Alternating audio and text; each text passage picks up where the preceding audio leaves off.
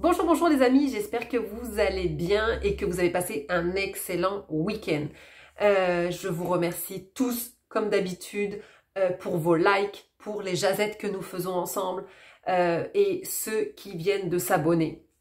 Parce que de jour en jour, la communauté s'agrandit, j'adore ça et je vous en remercie du fond du cœur. Pour ceux qui arrive sur cette vidéo-là par hasard. Je suis Clarisse Monroe, experte et passionnée en parfum.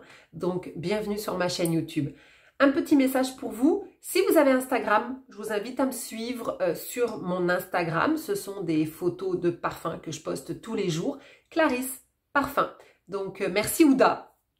Coucou parce que Ouda s'est abonnée et m'a envoyé un petit message. Donc, voilà, je tenais à la remercier. Aujourd'hui, les amis, je vous présente mon coup de cœur. Et oui, j'ai des coups de cœur comme tout le monde, mais c'est un coup de cœur réfléchi, celui-ci. Parce qu'en fait, j'ai fait sa connaissance en décembre, mais pour différentes raisons que je vais vous expliquer après, je ne l'ai pas acheté tout de suite. Donc, je vous présente mon petit dernier, qui est Gucci. Donc, mémoire d'une odeur. Si vous n'avez pas vu une capsule qui pourrait être importante dans la compréhension de la suite de cette vidéo, qui s'appelle Parfum seconde main, vous cliquez ici, puis vous pourrez aller la voir plus tard. Ok? Donc, on y va les amis? 1, 2, 3. Ok, donc pourquoi je vous dis que j'ai fait connaissance avec lui en décembre? Parce que en fait, je me baladais, je recherchais des cadeaux de Noël, je me baladais dans un centre commercial et je suis tombée sur, vous savez, les stands qu'ils mettent au milieu, sur le nouveau parfum Gucci. Je l'ai mis sur ma peau et je demande à la dame gentiment si elle a des échantillons. Malheureusement, il n'y avait pas d'échantillons et malheureusement pour moi, il était 116 $ les 60 ml. Comment vous dire que 116 $ plus taxes, parce qu'au Canada, les prix sont hors taxes, ça faisait un peu cher dans un cadeau qui n'était pas prévu, parce qu'en fait, je venais pas pour moi, pour m'acheter des cadeaux dans ce magasin. Je me suis dit, je laissais, et puis je vais laisser le charme opérer. Parce qu'on sait très bien que quand on a un coup de cœur, déjà, notre esprit est préparé à l'achat. Mais en plus, les amis, c'est comme une histoire d'amour, hein, une histoire de couple. Les notes de tête nous hypnotisent, souvent sont espiègles, donc on aime ça, on sent, puis on fait oh, je l'adore, je vais l'acheter. Mais là où ça se complique, c'est quand les notes de cœur commencent à s'entremêler avec notre peau, parce que c'est là que le parfum se développe le plus, et c'est cette partie-là qu'on va sentir le plus longtemps. Les notes de cœur, les notes de tête, l'envolée, je veux dire, et ne restent pas suffisamment longtemps pour qu'on les apprécie. Du coup, je me suis dit, bon, on va laisser le charme agir et on va se revoir, mon cher Gucci. Et puis, j'ai réessayé dans un autre magasin, mais au mois de janvier, quelque chose comme ça. En janvier ou février, j'ai réessayé et je me suis dit, bon, en fin de compte, je pense qu'on est vraiment en amour tous les deux. J'ai pas eu des cœurs en titre aigus, comme on dit au Québec. Le parfum m'est pas tombé sur le cœur. Après, voilà, c'est pas un parfum que je porterai tous les jours.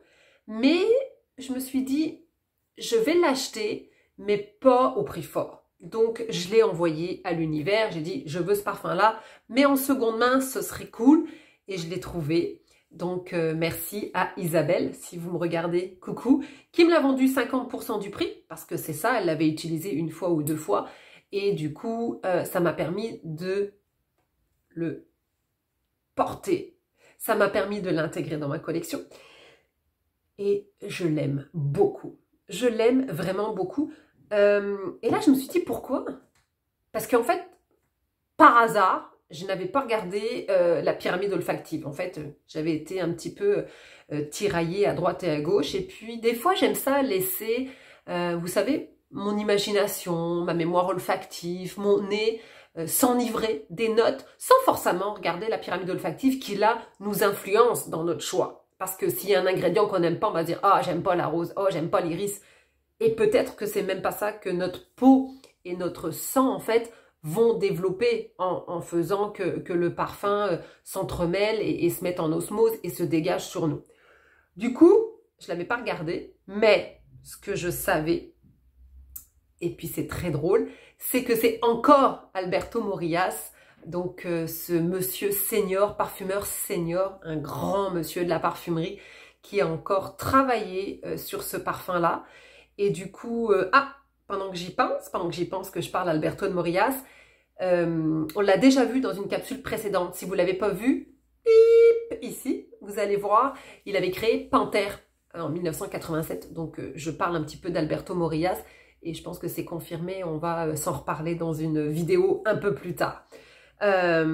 Du coup, il a fait Panthère en 87, il a fait le Gucci Bloom aussi, si vous avez été en amour avec ce premier opus de parfum Bloom, c'est lui qui l'avait créé. Et du coup, il y a aussi l'Acqua di Gio, pour citer que ces belles œuvres de Alberto Morillas. On sait qu'il en a plusieurs dans son panel, mais je me suis dit, waouh, en fait, on commence avec l'expérience et à reconnaître les signatures des parfumeurs quand vous achetez un parfum. Donc, je le porte à l'aveugle pour revenir à ma mémoire olfactive et je me dis, waouh, ce parfum, quand je le mets sur mon poignet, c'est fou, hein, c'est un truc de fou. Et puis, je l'ai écrit à ma collègue, Lorraine, tu peux témoigner dans les commentaires. En fait, il me faisait penser à un alcool fort. Au départ, je ne savais pas trop ce que c'était, mais après coup, j'ai réfléchi à une eau de vie qui est mélangée avec des fruits secs dans un fût de chêne, mais vous savez, ancien là. Et voilà, c'est la description que j'ai fait à ma collègue. Et puis ma collègue m'a fait « Waouh, quelle belle description !» Parce que je ne savais pas ce qu'il y avait dedans, mais sur ma peau, c'était ça. Et j'avais envie de ça. Du coup, vous savez, comme un vieil armagnac, un vieux cognac, quand vous l'ouvrez puis que vous sentez.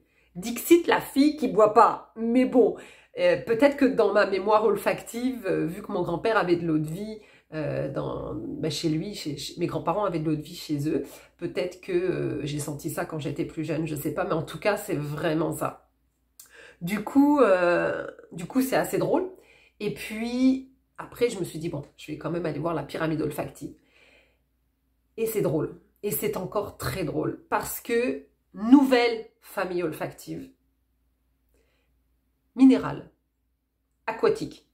Donc, autant vous dire que ce n'est pas du tout moi. À la base, je suis quand même une femme orientale, des fois un petit peu famille florale, le chypre aussi, mais minéral, aquatique, non, c'est vraiment pas moi. Puis là, j'ai un coup de cœur sur cette famille-là. Du coup, il faut faire des fois attention parce que les goûts changent, parce que notre nez change, parce que nos envies changent. Et ce parfum est mixte, donc homme ou femme. Donc dans ma collection, à part les parfums de niche que j'ai, c'est rare que j'achète un parfum androgyne, comme on appelle ça, mais c'est encore très très représentatif de Alessandro Michele, qui est le directeur donc de la création chez Gucci. Ce qu'il faut savoir, et puis je tiens vraiment à le rappeler parce que, et après je vais revenir à la pyramide olfactive, Alessandro Michele est un directeur de création extraordinaire. Après, on aime ou on n'aime pas les vêtements Gucci. Moi, j'ai travaillé pendant 2 mois ou 3 mois pour les vêtements pour Rome, dans un grand magasin de luxe à Montréal. Et c'est là que j'ai appris, en fait, à connaître, à décrypter Alessandro Michele, qui pour moi est un Karl Lagerfeld. Je vous le dis, là, c'est tout ce qu'il fait, là, c'est... Il y a des synonymes dans tout. C'est pas innocent. Il crée tout le temps et il est accessible. Et ça, je trouve ça génial. Et pour une fois, Alessandro Michele, pour une fois, je veux dire, pour toutes les créations parfums, Alessandro Michele et Alberto Morillas s'unissent dans cette création. Donc, c'est rare. On s'entend que Karl Lagerfeld n'allait pas aider le nez de la maison Chanel sur des parfums. C'était 2 départements différents. Effectivement, Gucci n'a pas un nez officiel dans leur maison, donc c'est peut-être plus facile pour Alessandro d'aller décrire qu'est-ce qu'il voudrait dans le parfum. Et puis, qu'est-ce qu'il faut savoir, c'est que Gucci parfum et Gucci vêtements, c'est deux entités différentes. Gucci parfum appartient au groupe Coty, donc, et Gucci vêtements, c'est au groupe Baring. Donc, vous voyez, c'est quand même magnifique que deux groupes s'unissent pour travailler ensemble. En tout cas, deux belles personnalités s'unissent pour travailler ensemble. Et pour revenir donc à la pyramide olfactive, donc mémoire d'une odeur, dans les notes de tête, dans l'envolée, vous avez la camomille romaine. Oui, tout le monde connaît l'odeur de camomille parce qu'on peut se faire des tisanes de camomille l'hiver, mais c'est très très rare qu'on utilise la camomille romaine dans un parfum. Et puis si vous lisez les commentaires, c'est vraiment ce qu'Alberto Morillas dira. C'est un choix de Alessandro Michele, la camomille, mais c'est un ingrédient, une matière première qu'on utilise très très rarement. Et elle a été mise en note de tête avec l'amande amère. D'où ma mémoire olfactive qui m'a transportée dans une eau de vie avec des fruits secs dans un fût de chêne. Parce que l'amande amère, en règle générale, me transporte souvent vers cette odeur-là, cette mémoire d'une odeur. Elle peut vous transporter aussi, ce qui est très drôle, c'est vers le noyau de cerise. Donc l'amande amère, souvent, ça va être un côté noyau. Ou encore, si vous êtes de ma génération, si vous avez vécu en France, ou si vous êtes allé en France dans ces périodes-là, les années 80, quand on était petit, maternelle, CP, CE1, primaire, là, on avait, vous savez, les cols en pot, et, avec la petite pelle, et puis ça s'appelait pyramide, je crois, et ça sentait l'amande amère. Donc du coup, dans mon cerveau, ma gamme de notes, j'ai bien enregistré l'amande amère, et puis dès qu'il y en a, boum, ça me fait voyager dans cette sphère, en fait. Ensuite, pour les notes de cœur, vous avez le miel et l'orange qui s'entremêlent avec le jasmin d'Inde. Alors, le jasmin qui est une petite fleur qui se cueille très précieusement et qui diffuse une odeur extraordinaire, qui a peut-être été choisie effectivement parce que c'est une fleur mixte. Je vous l'ai dit, ce parfum est homme ou femme. Et puis, un fond sulfureux, les amis, parce qu'on joue avec un duo de bois, le cèdre et le santal, et on met la petite note que j'adore, et si vous me connaissez, vous savez de quoi je veux parler, cette note rassurante, cette note gourmande qui est la vanille. Donc voilà pour la pyramide olfactive. Et puis, je voudrais vous citer une citation d'Alessandro Michele. Oui, je pense que vous avez compris que je l'aimais beaucoup. Je vous la lis parce que je ne suis pas capable de la retenir. Un parfum a ceci de particulier, qu'il peut nous transporter dans une autre époque ou dans un autre lieu sans même que nous ayons besoin d'ouvrir les yeux. Et puis c'est vrai, c'est exactement ça. Je trouvais que la citation était très très bien appropriée avec ce parfum, mémoire d'une odeur qu'il a créé. Pour conclure, parce que ça fait 13 minutes qu'on est ensemble, packaging cartonné comme toutes les boîtes de parfums. Vous voyez, c'est un vert émeraude et il y a des petites étoiles dorées dessus.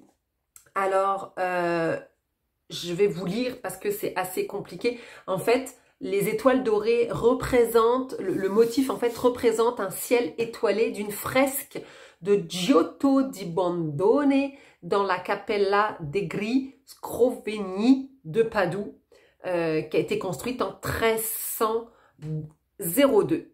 Donc, encore une référence italienne, donc d'Alessandro Michele pour cette boîte cartonnée.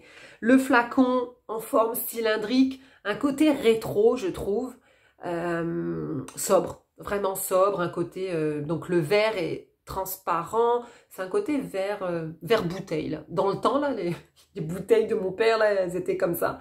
Et puis, on retrouve, vous voyez, des cannelures sur le flacon. Ben, vous voyez peut-être pas très bien, mais en tout cas, quand on prend le flacon, on le sent.